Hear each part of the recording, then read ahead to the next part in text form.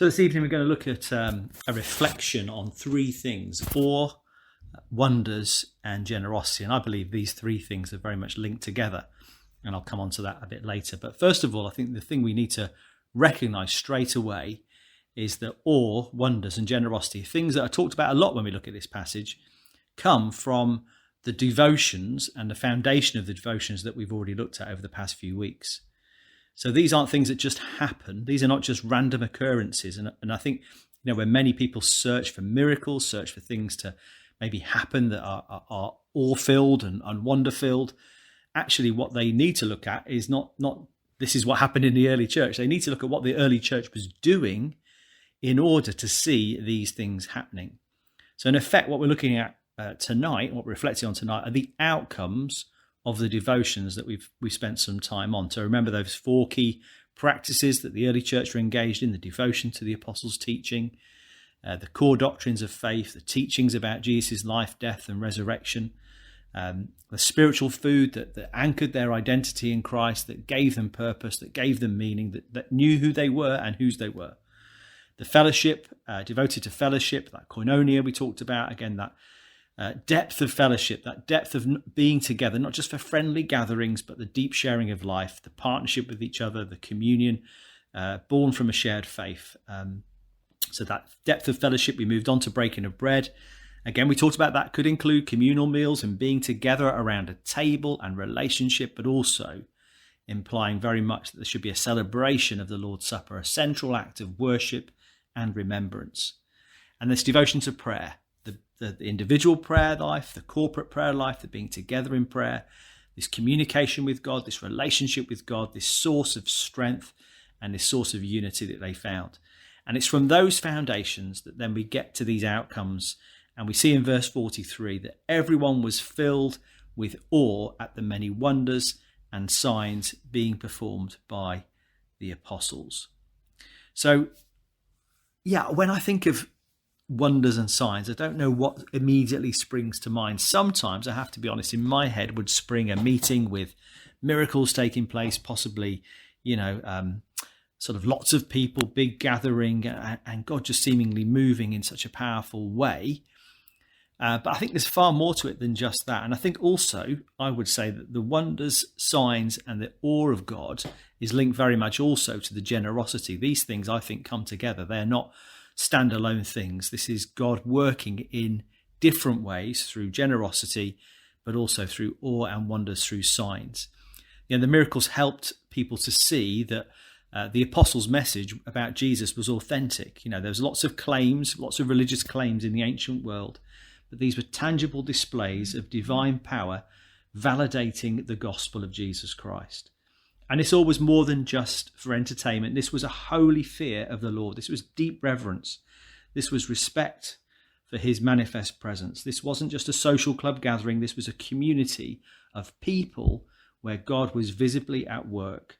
And this was drawing in both believers and unbelievers. And as we also see, and we'll look at more next week, it led to the favour of other people. They experienced favour from inside and outside of the church.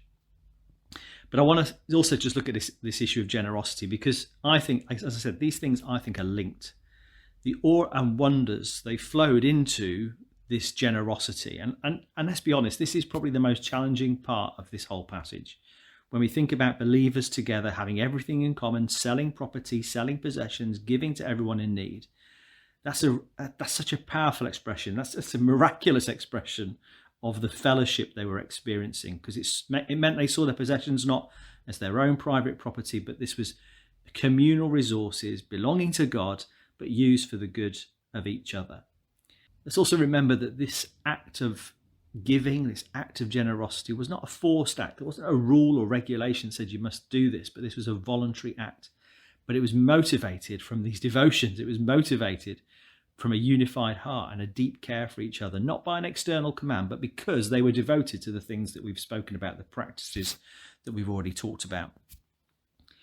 So as we look ahead, and we're going to be looking a little bit more at this next week, but we come to these last two chapters, we also see this beautiful culmination of what it means when God is at work through awe and wonders and generosity. It talks, of course, in verse 46 that they continue to meet together, They broke bread in their homes, ate together with glad and sincere hearts, praising God and enjoying the favour of all the people. And the Lord added to their number daily those who were being saved.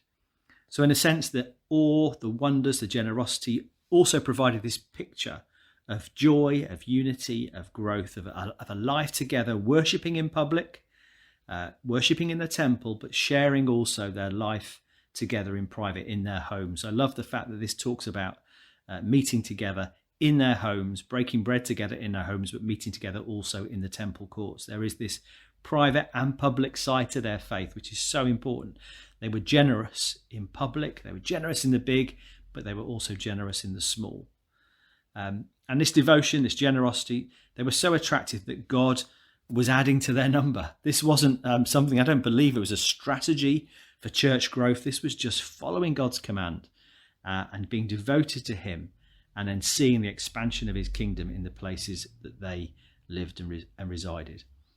So let's just keep that in mind. This foundation of devotion as we move into our discussion, the signs of God's power, but also this radical generosity that flows from a heart that's transformed, and the ultimate result, of course, of a growing and joyful and vibrant church.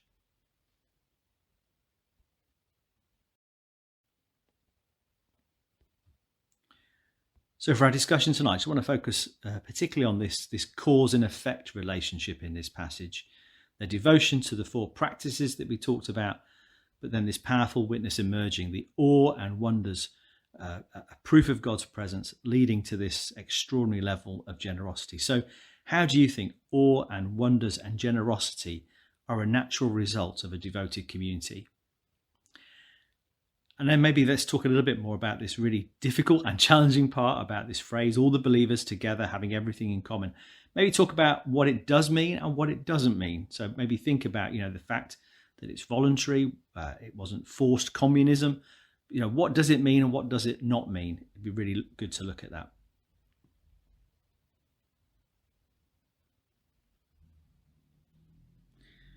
So just some practical actions, just a couple of practical actions, one linked to awe and wonder and one linked to generosity. And the first action I've got here is take a daily God is great moment, not just to pray or read, but to think about how big and powerful and how loving God is. Maybe look up a verse about his power or his kindness. This is a time not to ask him for things. This is a time just to be in admiration of who he is. We know that when we focus on how much God has given us, it helps us to stop being so protective of of the little that we do have.